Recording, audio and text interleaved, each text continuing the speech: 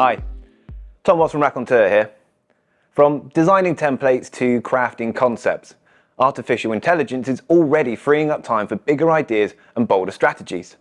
But if AI isn't here to replace creativity and instead amplify it, how can leaders harness such tools without losing the human touch? I'm joined today by Rosanne Kincaid-Smith, Group Chief Operating Officer at Northern Data Group, a leading provider of AI and high-performance computing solutions, to discuss how can AI become the ultimate creative collaborator. Rosanne, great to be here with you today. Thanks for joining me. And to kick us off, it'd be really good to get your perspective on how do you see the AI landscape today? Thank you for having me. The AI ecosystem really is accelerating at a great rate of change, and we are seeing new applications developed every day, from life sciences, healthcare to cybersecurity. It's going to impact every single industry that we know. And so that is really a great promise to us, I think, of AI really changing and helping to augment and, in a positive way, change the way that we live and work. So, given the scale of change, the pace of change with AI, what are the potential factors limiting AI implementation and adoption? Two things for me. One, access to the infrastructure, and two, regulation.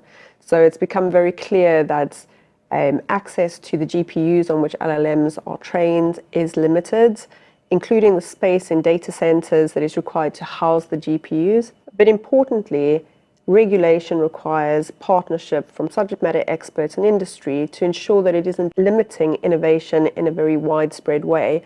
So you see things like the European AI Act, which is a good starting point for a lot of this, but really needs to be refined with the help of subject matter expertise. And as industry leaders, we really have an accountability to work with government to shape that in the right way. When it comes to infrastructure, of course, access to the GPUs in the data centers, but there's also rising demand on power grids, which we are seeing take its toll now. But all of those things are kind of ancillary again to making sure you have data and you have the talent.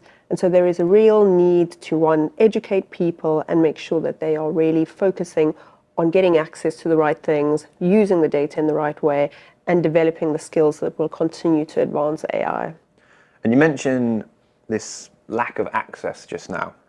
How can that be overcome?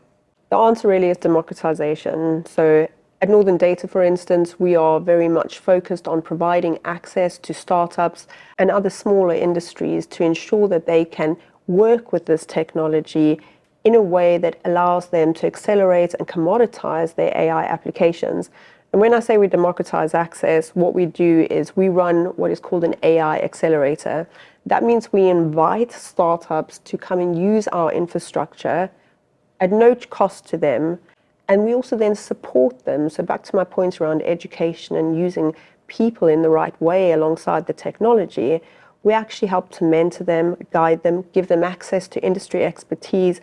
We use partners like HP, Gigabyte, and NVIDIA in this case to really help them to fully understand what they are training and how to bring that to life very quickly.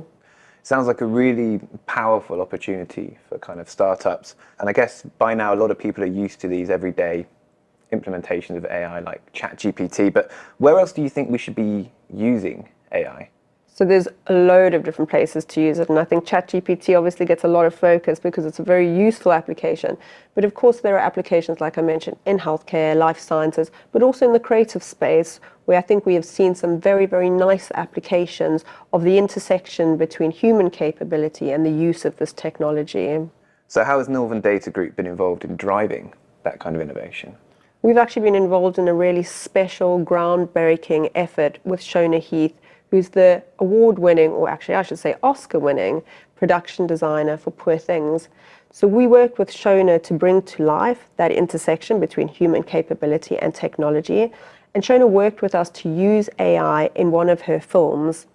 And we were really amazed to see this beautiful representation of when AI is used as a co-intelligence to augment human capability. So we were able to see the film that Shona created, both as the analog version as well as the all AI version, and then the marriage of those two outcomes in a third version, which was without a doubt one of the most beautiful things to see, because it really was a demonstration of how, when directed in the right way, when used in the right way, AI can be something that makes helps us to make something even more beautiful.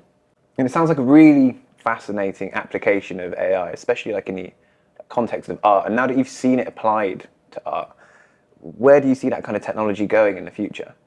I think it really will help us to augment capability and help us to automate things and really to elevate some of the things that we do. But I think that there is a sort of emerging controversial question around the protection of that creative art.